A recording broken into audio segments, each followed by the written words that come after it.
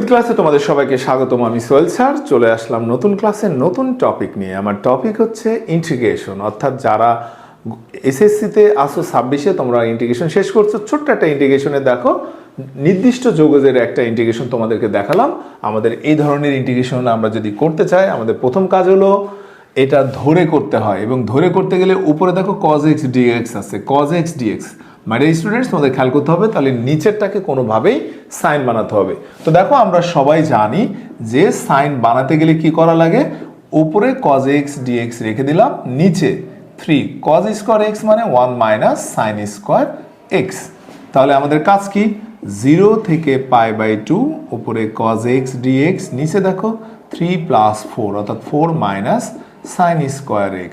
আমি এখন ম্যাথটাকে ধরে করব যে let sine x equal to z, সাইনকে ডিফারেন্সিয়েশন করলে, অর্থাৎ আমরা ধরে যে ম্যাথগুলো করি সেগুলোকে ডিফারেন্সিয়েশন করতে হয়, cos x dx equal to dz।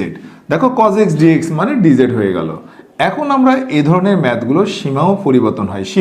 সীমা কোনগুলো, এই যে লোয়ার লিমিট আপার লিমিট। তা আমি যদি lower limit x equal two 0 ধরি, এখানে যদি সাইন 0 এর মান 0 ধরি তাহলে z এর মান 0। আমি যদি সাইন x এর মান π/2 ধরি তাহলে এখানে z এর মান হচ্ছে 1। অর্থাৎ এই ধরনের ম্যাথে আমাদের দেখো 0 to 1 আসছে, cos x dx এটা হলো dz divided by 2 square minus z square.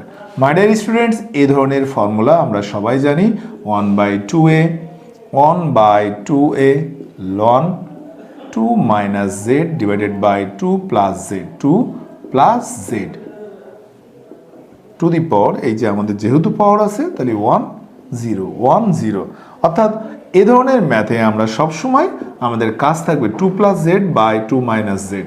তো আমাদের কাজ হচ্ছে আমরা এখানে মানটা বসাই দেবো 1/4 ln 2 plus 1/2 minus 1 minus 1/4 ln 2 plus 0 divided by 2 minus 0।